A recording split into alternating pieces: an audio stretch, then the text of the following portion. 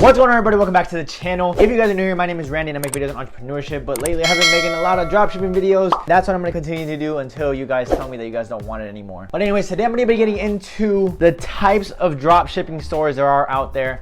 And I may not have listed them all, but these are the ones that I know to my knowledge. And I know this video might not be like the most extravagant. However, I do think it's a video that needs to be put out there in case there's people that don't know where to start and what kind of store they want to start off making. So anyways, without further ado, let's get into the actual video. We're gonna start off with a single product store, and this is the most common one, as you guys may know. It's literally just getting one single product. It's usually a very viral product, and you make a whole store around this. Why it's so easy? It's because you only have to put one product on the website. You don't have to deal with many product images, many product descriptions. However, you do have to make this one product description very, very effective. That way, when customers go on your website and see the product, they know exactly what they're getting. And this is basically where you sell them on besides the ad. Usually the design for these websites are super simple. I've seen web pages where they only have their product and that's it, that's their entire store. However, some do have a landing page and then they have the product page. But the more complex you get with it, usually you don't have the best results, because the more steps you put a customer through,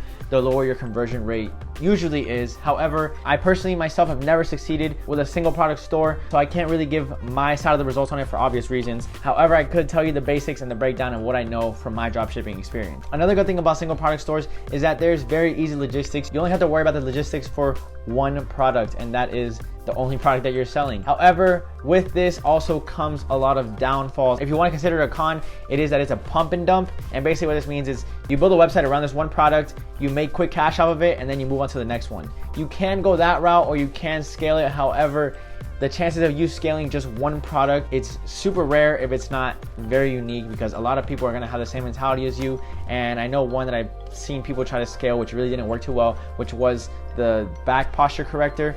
A lot of people try to scale this, and it's really not that possible when you have 50 to 100 brands trying to do the same thing. And I know it sounds like that's a lot of competitors, but believe me, this was a super hot product, and I think it's still a hot product today. It still sells very well. That being said, the scalability of this is very low, which is actually another con. Another problem with it is that your design is everything, from your website design to your ad design to your ad video, whatever marketing strategy you want to use. The design is going to be everything, and that's what's going to sell somebody, because I know a lot of people that try to sell products on single product stores and it just looks completely crappy, and this is not going to sell. You could have the best product and some people might fall for it, but for the majority of the people, a lot of customers have caught on and they know what dropshipping websites look like. They might not know exactly what it is, but they know that the products come from China, and that's about all they know. However, they know that this is not companies they want to purchase from. And also, if you have very poor designing skills, then chances are you're not going to get very far basically in dropshipping, because design actually has to play a major part in the whole dropshipping business model. A few more problems with a single product store is that it gets saturated super quickly. Once somebody talks about a good product, or once somebody sees that there's a good product, and it's very easy to find out. You can just go on Facebook, type in 50% off, and usually products that are doing very well here, if it has a lot of views, you know it's a hot selling product, so people are going to start hopping on this immediately.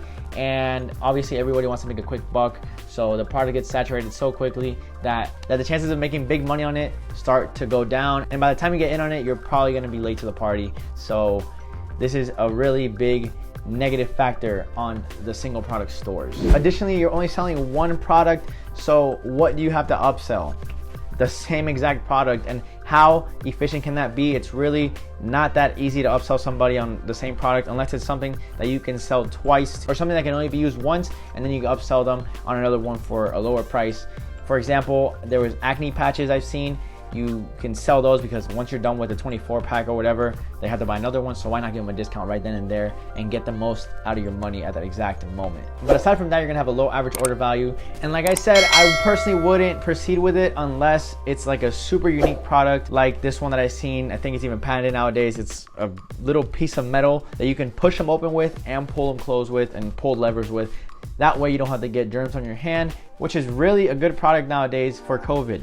However, the product costs $30, so I don't know how far they're gonna get at that price point. Anyways, moving on to the next product, which is the complete opposite spectrum, and that is general stores. General stores are like your Target and your Walmart. They're the stores that have everything in one single spot. I guess you can even look at Amazon as an example as well. They have a wide variety of products. They have your kitchen stuff, they have your bathroom stuff, they have your room stuff, they have your closet stuff, they have everything.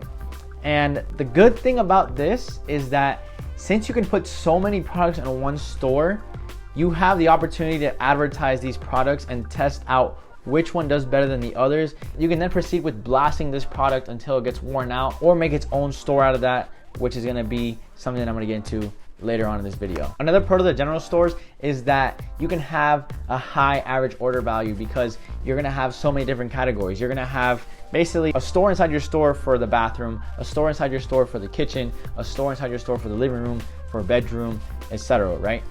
So if somebody wants something for their kitchen, you're gonna have another product to upsell them for their kitchen. Or maybe they were looking for something for their bathroom, you can even try that. It's just all about testing, but the main point is that you have many options to upsell them on. And this leads to a higher average order value, which is usually key because that leaves you more room for marketing. And if you don't already know, marketing can get quite expensive, especially if you're a beginner. Now comes a difficult part of the store, and that is executing it. The problem with general stores is that it takes very long to make. Yeah, you can put 100 products up and you can think you have a general store. It might work if you have a super clean design and your ads are like over the top. However, I think that you need at least around 500 products. Like I have 200 something products on my store. It's not a general store, but I still have customers saying they don't have enough of a variety to select from. And that's why I'm saying that you need at least 500 different products on your general store. And obviously they need to be evenly distributed amongst different categories. And when you have this many products that you're putting into your store, honestly, it's super time consuming. And I can't even give you a time frame of how long it'll take you because you have so many different factors, which leads me on to my next point, which is difficult logistics. You're gonna have so many products from different suppliers because not just one supplier is gonna carry all these products. But in the case that you do find one, then you just hit a pot of gold because you can really scale that up pretty high. And that being said, the general store can be highly, highly rewarding. You can even move on from drop shipping and go into Amazon if your product is viable for that. Moving on to the next type of store, which is my personal favorite. It's my bread and butter. It's what I know best. And that is the branded niche dropshipping store. If you guys have been following me for a little while now and you guys have watched my past videos, you guys know that this is the main store that I like to go to. And the reason for this is because it is the most effective in my opinion. It sits right in between the single product store and the general store because you're getting a niche like the single product store, but you're gonna have a good quantity of selection like your general store. You mix those two and you've got yourself a branded niche dropshipping store, or it doesn't have to be dropshipping, but mainly in this case, we're talking about dropshipping. A good example of this kind of store would be Gymshark, Skims, which is Kim Kardashian's brand. I think it's more like lingerie type of clothing. And then there's also Triangle, which is a woman's swimwear line. They do great numbers. If you go look at their followings, it's insane. What I really like a lot about the branded niche strategy is that you can have a higher average order value than you could with your other types of stores. The reason for this being is because let's say you have a sneaker store. If somebody's looking for a pair of running sneakers, why not upsell them on the thought that, hey, they're only gonna last so long if you run every day, so why not buy yourself a second pair, and with that being said, we'll give you half off. That's an easy upsell and that's a no-brainer. People are probably gonna do it. That's just an example, right? It's not an exact formula that I expect you guys to follow. And additionally, you can price your products to whatever you want. But before you do this, if you're dropshipping from AliExpress, I definitely recommend you get the product so you have a feel of how much you would pay for the product instead of just putting up a pair of sneakers for $100 and you buy them for $10, but they're really worth like $20 because they're trash. You obviously want to be reasonable with your pricing. This being like your general store and your single product store, you can definitely scale this one to the max. You can make this the next Nike. You can make it the next Gymshark, depending on what your niche is. I mean, it's always possible to scale any niche, unless it's a temporary niche. Then obviously you can't scale that too far. But for the most part, any branded niche can scale pretty dang far. Me personally, I've made stores without an Instagram account and I have had no problem with sales. I've had like 1 or 2 customers not even complain, they were just more alert before they made a purchase. And even then I was still able to close them on a sale. I had one guy purchase, return, and then he repurchases again because he was so satisfied with the customer service. And like I said, this is super key to any dropshipping store. And honestly, I really can't find a lot of flaws in the branded niche that pertains in particular to that kind of store. But the only problems I can think of are the ones that can arise for any dropshipping store, not just for the branded niche. Last but not least, I'm moving on to a bonus store for you guys, which is one that I plan on getting into in the future, and that is printing on demand. If you guys don't know what this is, it's basically something as simple as getting designs, throwing them on shirts, cups, mugs, canvases, really anything, and putting a website and then selling them. It's not just as simple as that, because obviously you can make this look really bad, but if you make it look really good, there's big stores like Iconic and iCanvas or something like that. They do really well with this, especially Iconic. This is like a branded niche printing on demand store, so they basically mix both stores. I'm sure they make a lot of sales, and even if they don't, they have really high ticket products, which can make up for not having as many sales. The good thing about this is that you can have faster shipping times versus China. However, you're probably only limited to the US or to your country, depending on where you get the products from. The main company that I know in the US only ships to the US, so you're basically limited to that extent. However, the customers will still be getting their products faster versus another dropshipping store that has products coming in from China. On the plus side, you can have your own designs. They're very unique, and the chances of people trying to copy them is gonna be kind of difficult. Like, people really don't try to go to that extent. And if they do copy your designs, then you probably didn't make it that unique. You probably got it off of a stock image website, and they did too, so you really didn't put in all that work. Another part of this is that you can sell customized products. So let's say somebody wants a custom canvas. All they gotta do is upload a design and you make it for them, and there you go, you made a profit. They could have done this anywhere else, but they went to your website because it's more trustworthy or whatever the case may be. But the point is that you can sell customized designs for your customers. And let's say if you're selling canvases like Iconic, they sell them at pretty high price points. And like I said, this is super beneficial because you can have a very high average order value, and again, that leaves you a lot of room for marketing. Now, on the downside of things to this type of store is that you have to design every single product individually.